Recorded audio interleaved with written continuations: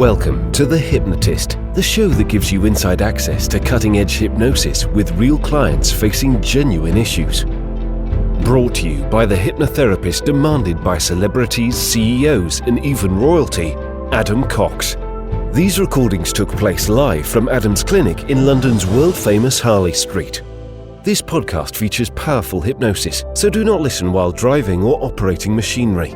This recording is not suitable for those with epilepsy or severe mental health issues. So, get yourself comfortable and enjoy today's episode of The Hypnotist.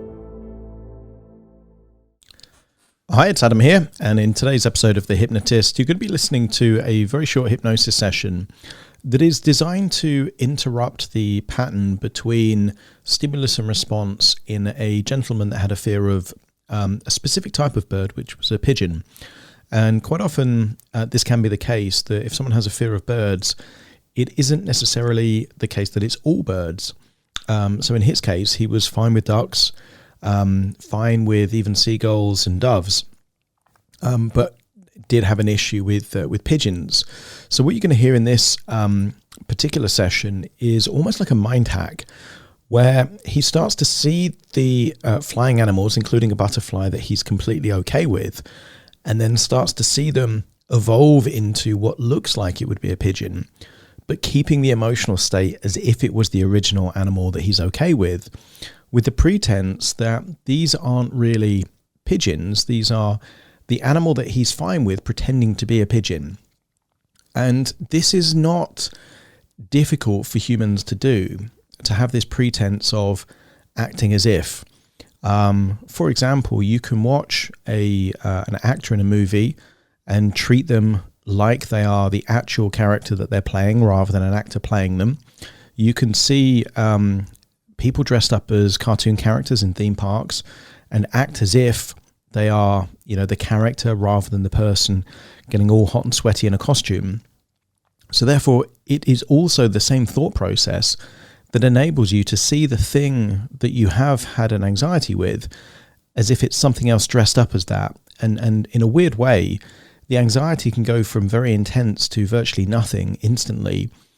And by having this frame of, and it doesn't need to be true, by the way, for this to work, you're just acting as if it was true. And that's enough for your biological reaction to treat it differently, because it's a different neural pathway, it's a different thought process that no longer triggers the anxiety state. So this is what you're going to listen to in this session, a little mind hack where he starts thinking about animals that he's fine with dressing up as pigeons, and therefore he's okay with pigeons.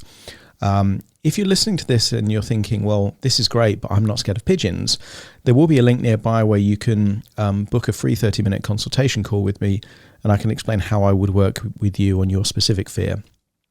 But for now, just see if you can get something from this episode and just replace whatever it is that your phobia is. And instead of imagining it's, animals dressed as pigeons, imagine they're dressed as whatever your phobia is, and see if that changes how you feel about it. And you might be surprised at just how much of a difference it makes. So find a quiet place where you won't be disturbed, relax, and enjoy the session.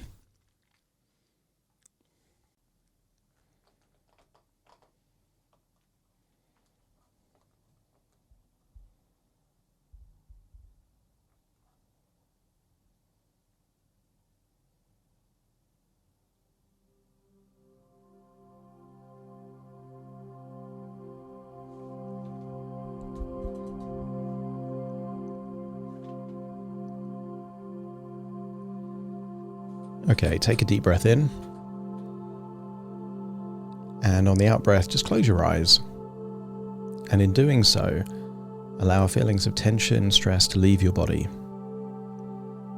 Breathing in a feeling of resourceful relaxation. And exhaling any worries, any tension, any stress. As you breathe in and breathe out, you can adjust your body to allow tension to leave your body, finding the most comfortable way of listening to my voice. As you breathe in and breathe out, just notice that your outward breath is getting incrementally longer, meaning that the next breath in is incrementally deeper. So each breath enables more oxygen coming in and exhaling, more tension leaving your body. And I want you to use the power of your imagination to imagine that you are outside in a beautiful garden. Maybe a real garden that you've visited, or just a garden within your imagination. I want you to imagine that you're perhaps outside on a chair. And I want you to imagine that you're feeling very resourceful, very calm, very strong. And this is the kind of garden that isn't just enjoyable for you, but it's enjoyable for other wildlife as well. While you're there in that garden, I want you to notice a beautiful, colourful butterfly. You can see it flapping, perhaps, going to different flowers. And as you see it, I want you to get a sense of admiring its beauty, finding the unpredictability of how it moves is somehow interesting. Realizing that this beautiful creature used to be something that crawled on leaves, just munching away. And just notice that here, looking at this flying creature, you're completely relaxed, breathing in and breathing out in a relaxed way. And allow that butterfly to just be somewhere nearby as you notice there are just ducks, cute ducks, just waddling not too far away. You can see their peculiar bills, their beaks, the way they move from side to side. Maybe hearing the sound they make. And again, just accept that they are doing what they're doing. Breathing in that resourceful feeling of relaxation and exhaling tension. And then perhaps on a tree not too far away, I want you to see beautiful doves. Maybe they're gathering material to build a nest somewhere not too far away. And you can see the shape of them, very well-groomed wings. And I want you to get a sense that they have no intention other than to build their nest. They're just doing what they're doing in the way that they're doing it. And then perhaps in the sky you can see the larger wingspan of a seagull. Maybe it settles somewhere on a rooftop or tree branch nearby. And again, I want you to accept the suggestion that these are completely fine. And then I want you to see the butterfly. I want you to look at that butterfly and notice that there is no anxiety whatsoever, just a feeling of calmness and admiration. And all I want you to do is to allow, in the same way that a caterpillar changed into a butterfly, I want you to allow this butterfly to alter somehow. And the first thing I want you to alter is imagine this butterfly, perhaps there on a flower, and all I want you to do is to give it an orange beak. Still a butterfly, it's just a butterfly with a beak. And notice, again, there's no anxiety, just an odd sensation of why would a butterfly have a beak. And then I want you to imagine that this weird butterfly that has a beak starts having bird-like claws. And it looks odd. Part of your brain is thinking,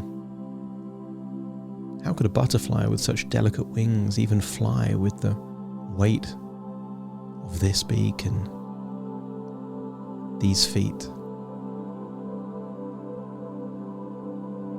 And then I want you to imagine that the butterfly is exactly looking like a butterfly, except that the wings are changing to feathers. And I want you to accept the suggestion that this butterfly is dressing up as a pigeon.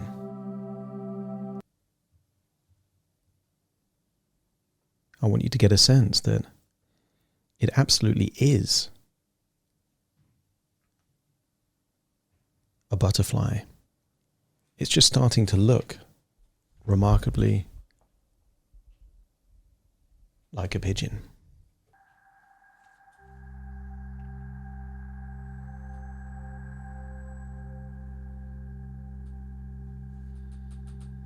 I want you to imagine that this butterfly has gone to a fancy dress costume shop and started now to bulk up a little bit.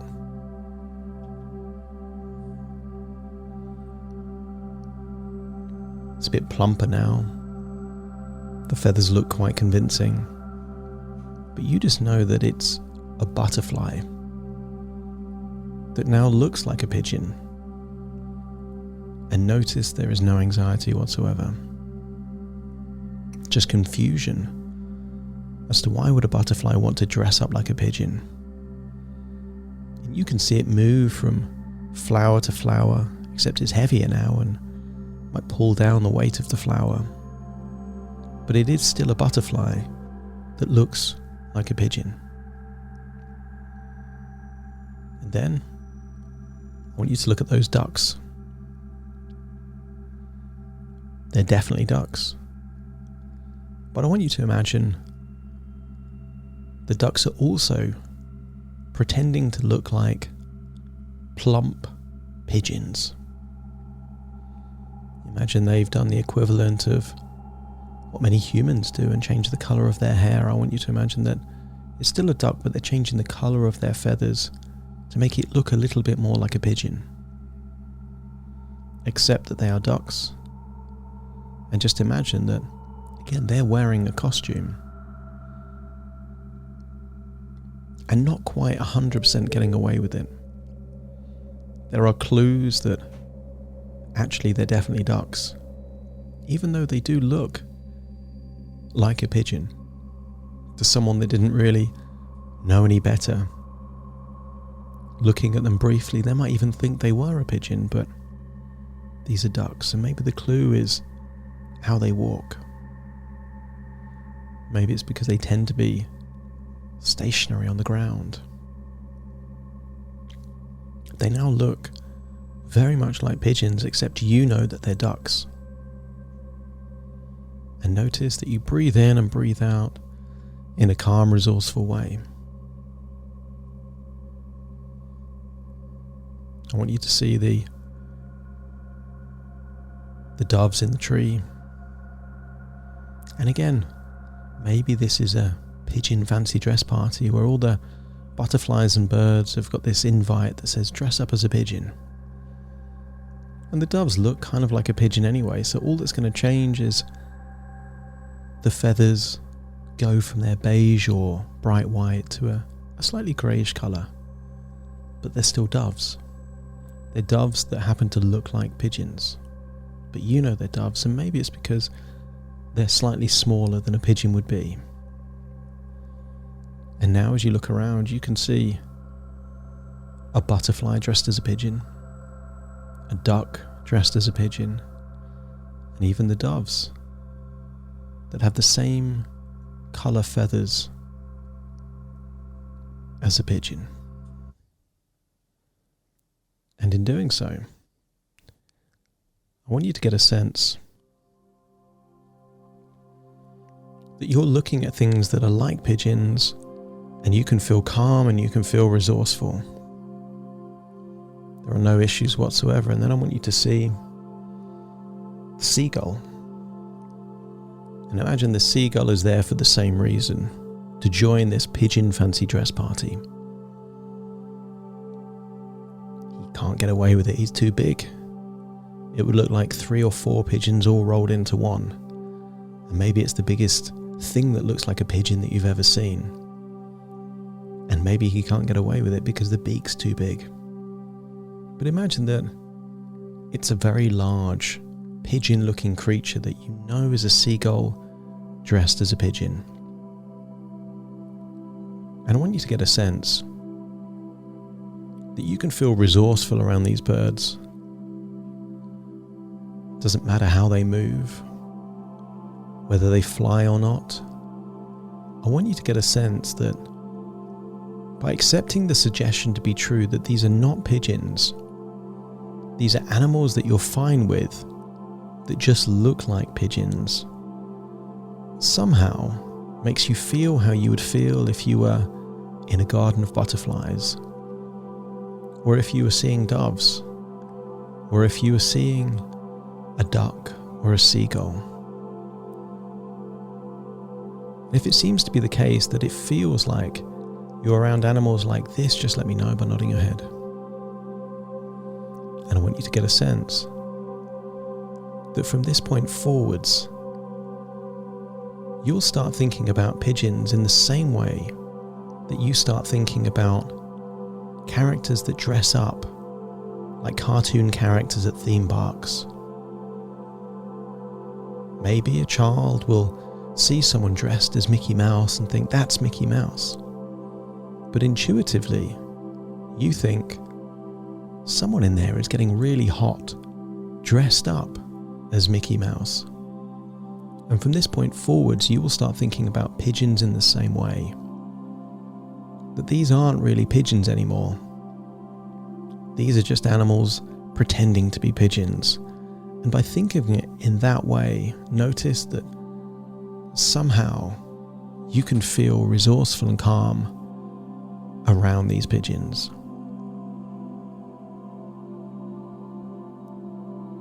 Then I want you to imagine that you're seeing the butterfly start to take its costume off, pulling the beak off, pulling the feathers off. What's left is just the costume of a pigeon on the floor and a butterfly still on the flower. And then see the ducks. The ducks are taking their pigeon costume off. You can see their ducks again, even though for a while they kind of look convincingly like pigeons.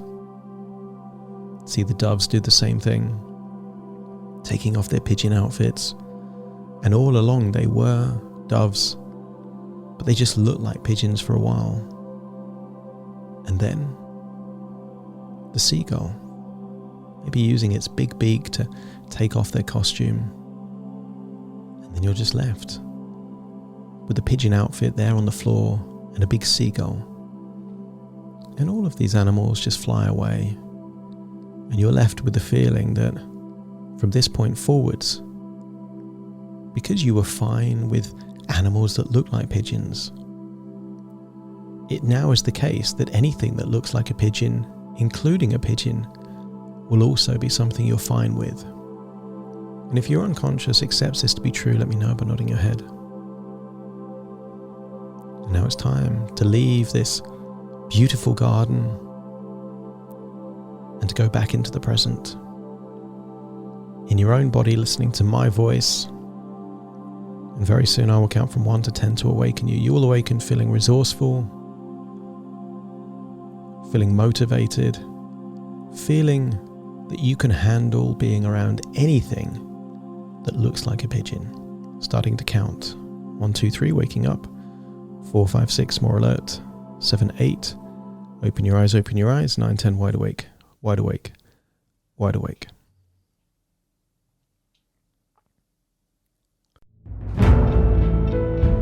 Thank you for listening to The Hypnotist with Adam Cox, the show that gives you inside access to cutting-edge hypnosis with real clients facing genuine issues.